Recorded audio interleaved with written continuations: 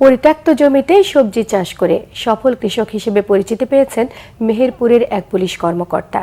ফেলে রাখা জমি কাজে লাগিয়ে নিরাপদ পুষ্টি চাহিদা পূরণেই তার এই উদ্যোগ। সহকর্মীদেরকেও সবজি চাষে উৎসাহিত করছেন তিনি। মেহেরপুর থেকে তুহিন অরণ্যের পাঠানো তথ্য ছবিতে থাকছে ডেস্ক রিপোর্ট। সরকারি কাজের ফাঁকে সাধারণ পুলিশ সদস্যদের নিয়ে সবজি বাগান দেখভাল ও পরিচর্যা করছেন মেহেরপুরের অতিরিক্ত পুলিশ সুপার আহসান খান। মেহেরপুর পুলিশ লাইনের পরিত্যক্ত বিস্তীর্ণ জমি সহ যেখানে সুযোগ পেয়েছেন সেখানেই সবজি চাষ করেছেন তিনি। নানা জাতের শাকসবজির পাশাপাশি ফল ও মাছের চাষ করছেন আহসান খান। তার এমন উদ্যোগে একসময় অযত্নে অবহেলায় পড়ে থাকা জমি এখন উর্বর ভূমি। সবজি ক্ষেত থেকে সবজি খায়, ম্যাচে খায় পুলিশ সদস্যরা, অনেকে খেয়ে এটা খুবই আত্মতৃপ্ত এবং খুবই আনন্দিত। আমরা এইখান থেকে যখন আমরা সবজি পাচ্ছি, এই সবজিগুলো পাওয়ার পরে আমাদের আর বাজার থেকে সবজি কেনা লাগছে না। কাজের ফাঁকে ফাঁকে সবজি বাগানে কাজ করি। রাসায়নিক সার মুক্ত এবং জৈব সার দ্বারা আমরা এগুলো উৎপাদন করছি।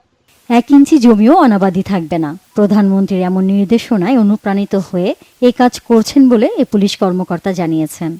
পতিত জমি হিসেবে অনেক জমি আমি এখানে পাই, যে জমিগুলোতে আমার কাছে মনে হয়েছিল যে এগুলোতে যদি আমরা আমাদের যে লেবার, আমাদের পুলিশের যে দৈনন্দিন সবজি এবং অন্যান্য ফলের যে চাহিদা, এই জমিগুলোকে যদি আমরা আমাদের লেবার ব্যবহার করে এই জমিগুলোকে যদি আমরা কৃষি জমি হিসেবে রূপান্তর করতে পারি, তাহলে আমাদের এই যে দৈনন্দিন চাহিদাতে একটা অনেক বড় ভূমিকা ফেলবে।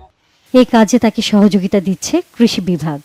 সরকারি জমিগুলো আমরা চাই যে প্রত্যেকটা সরকারি অফিসে যে প্রতি জমিগুলো পড়ে আছে সবাই এগিয়ে আসুন, আমাদের এই 1 ইঞ্চি জমি ফাঁকা না থাকে সেই প্রকল্পের আওতায়। পুলিশের পরিত্যক্ত জমিগুলো চাষ উপযোগী করা এবং সদস্যদের নিজ নিজ বাড়ির আঙিনায় সবজি বাগান তৈরির পরামর্শ দিয়েছেন পুলিশ সুপার।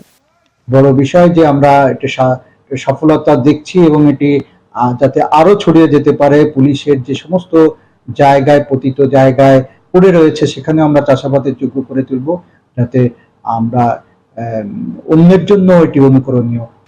তার দেখা দেখি জেলার বিভিন্ন সরকারি অফিস ও শিক্ষা প্রতিষ্ঠান চত্বরের পরিত্যক্ত জমিতেও শুরু হয়েছে নানা ধরনের চাষাবাদ। Bangla vision news desk.